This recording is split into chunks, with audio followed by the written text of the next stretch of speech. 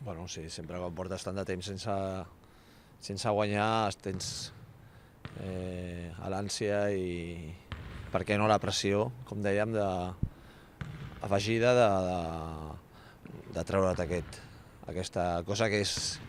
inqüestionable, és a dir, quan portes 300 i pico dies sense guanyar vol dir que no has fet bé la teva feina, no? I, bueno, jo crec que això, el partit de l'altre dia ens pot ajudar de cara al futur, ens pot ajudar. Sense fer un gran partit, perquè no vam fer un gran partit, sí que vam fer algunes coses molt ben fetes, com a l'aspecte defensiu, que vam estar molt sòlids, i en l'aspecte ofensiu vam aprofitar algunes ratxes que vam tenir bones, no? Davant d'un equip que també és cert i reconèixer-ho, no estava al seu millor moment ni tenia els arguments per intentar estar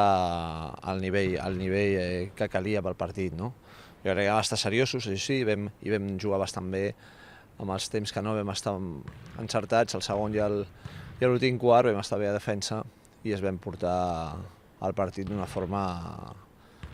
més clara del previsible.